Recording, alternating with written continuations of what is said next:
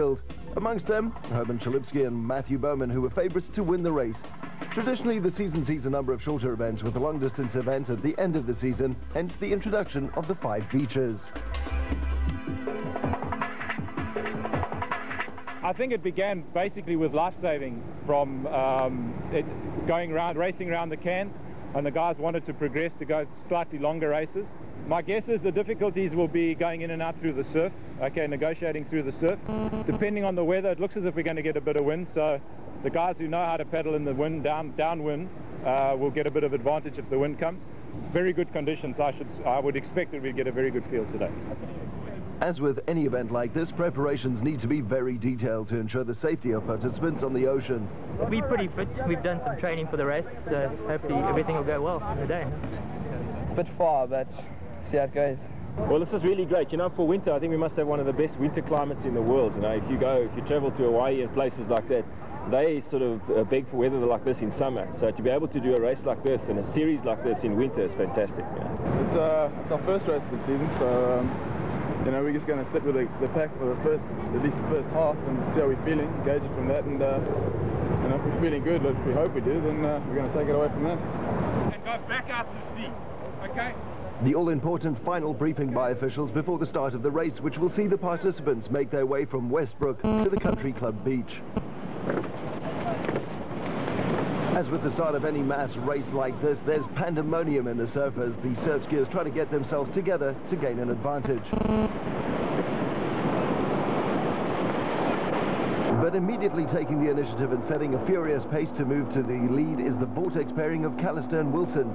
The pairing are one of the contenders to win the event, especially as Jason Callister is an Ironman specialist who is used to the energy-sapping long-distance events.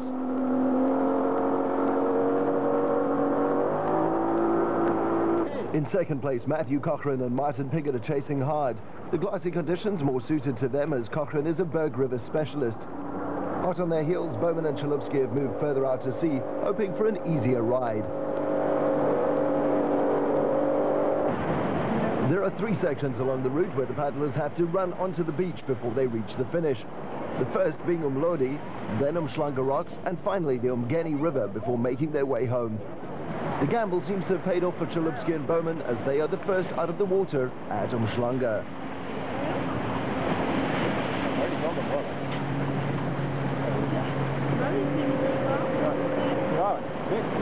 Whilst Chalupsky holds the Surfski steady, Bowman runs around the flag. For the 2-men competitors, this is a lot easier as the single Surfskis need to be beached before competitors can proceed. This makes getting back into the water a bit more difficult. Chalupsky and Bowman, however, have no problems getting back into the water, and they make their way out to sea again. They've built up a substantial lead which will stand them in good stead with any challenge later on in the race. The third-placed Vortex team now make their way around the flag, grabbing some vital liquids along the way. They move into second place after passing the capsized Surfski of Cochrane and Piggott struggling in the shore break. Callister and Wilson now need to find their earlier rhythm to try and close down the lead of Chalupsky and Bowman. No mean feat as Chalupsky has won his Springbok colours no less than 13 times, as well as winning the Ironman 6 times. Bowman has spent a year as a professional lifesaver in Australia and is no slouch either. Moving along strongly in third is the pairing of Cochrane and Piggott. Cochrane, who is from the Cape, will be relishing the conditions, perfect for this endurance challenge. His experience as paddler is mostly from flat water, unlike Piggott, who's had experience as a lifesaver. Nevertheless, they still have their work cut out for them as the leaders Chalupsky and Bowman continue to dominate at the front.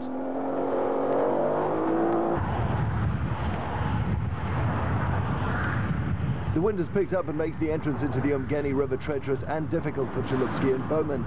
Paddling upstream will also make it difficult for them.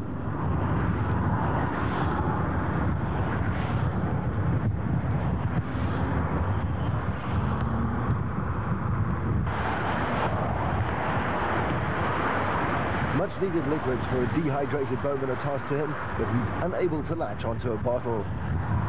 Callister and Wilson decide to portage into the Umgeni River, avoiding the strong currents at the mouth. But it's Chalupsky and an exhausted Bowman who exit the water first at the Country Club beach in a time of 2 hours 27 and 24. Yeah, it was quite a hard race. We had a bad start. We ended up at a minute behind. Matthew was battling to get into the ski at the start, to wait for him there. But we combined well, then at the end it came through for us. I think we ended up winning by about 5 minutes, and with this ease coming up at the end, it helped matters quite a bit and eased the pain a bit.